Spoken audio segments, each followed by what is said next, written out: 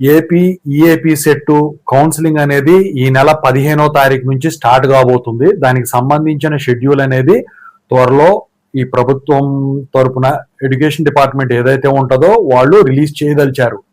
So official గా వాళ్ళు చెప్పడం అయితే జరిగింది. అయితే ఈ కౌన్సిలింగ్ కి దగ్గర పడుతుంది కాబట్టి దానికి డాక్యుమెంట్స్ ఏం కావాలి, కొన్ని డాక్యుమెంట్స్ ఏమన్నాయో జాగ్రత్తగా చూసుకోవాల్సినవి ఏంటి, తీసుకోవాల్సినవి ఏంటి, ఎలా తీసుకోవాలి, టైం కన్స్యూమింగ్ ప్రాసెస్ ఉంటాయి కొన్ని.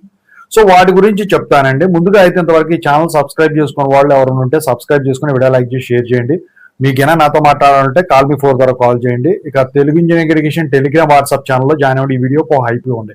ఇక టాపిక్ లో వెళితే ఏంటంటే మీ దగ్గర ఉండే సర్టిఫికెట్లు ఏంటంటే మీరు ఇంటర్ చదివారు కాబట్టి మీరు పాస్ అయి ఉంటే intermediate certificate, 10th certificate along with study certificates, అంటే మీ 10th క్లాస్ స్టడీ సర్టిఫికెట్ కంపల్సరిగా 6th to 10th, 3rd to 10th, 5th to 10th ఏది ఇస్తే అది ఆ స్టడీ సర్టిఫికెట్స్ ఉండాలి. ఓకేనా? అలాగే ట్రాన్స్ఫర్ సర్టిఫికెట్స్ టీసీ ఉండాలి.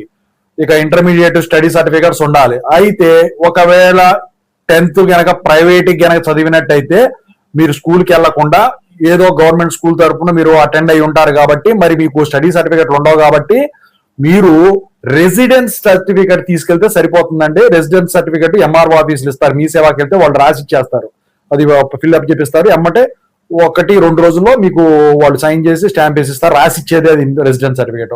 ఇక ఈడబ్ల్యూఎస్ రియంబర్స్మెంట్ కోసం పెట్టుకున్నట్టయితే ఈడబ్ల్యూఎస్ సర్టిఫికేట్ ఖచ్చితంగా కావాలండి. అది కూడా ఎంఆర్ఓ ఆఫీస్ నుంచి ఇస్తారండి. సో దానికి కొన్ని రిక్వైర్మెంట్లు ఉంటాయి. దానికి కావాల్సింది ఆ రేషన్ కార్డు ఉండాలి మీకు. ఇక ఆధార్ కార్డు ఉండాలండి. ఈ ఆధార్ కార్డులో ఏదైతే ఉందో నేమో దాని ప్రకారమే వస్తుందండి అందుట్లో.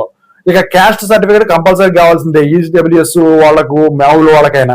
ఆ క్యాస్ట్ సర్టిఫికేట్ వచ్చేసరికి ఆ ఆధార్ కార్డులో ఏదైతే మీరు నెంబర్ ఇస్తారో దాని ప్రకారం ఒకవేళ ప్రభుత్వం కొంతమందికి ఆటోమేటిక్ గా క్యాస్ట్ ని ఇచ్చేయడం జరిగిందని చెప్పేసి మొన్న కొంతమంది అన్నారు.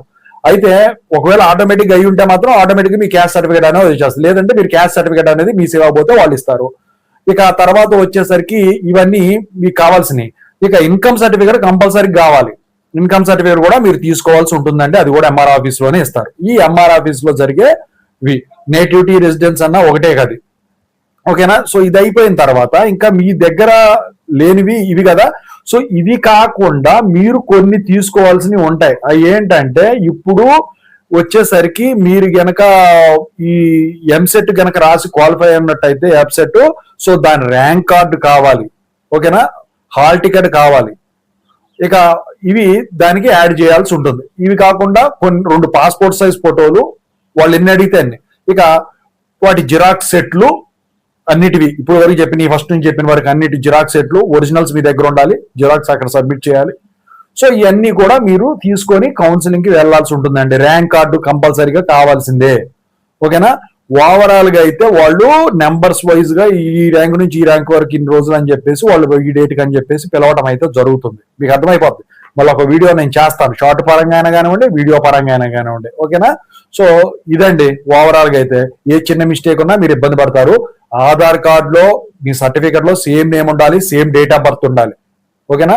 లేకపోతే మీకు రియంబర్స్మెంట్ అనేది రాదు. అది సరి చేసుకోండి ఖచ్చితంగా.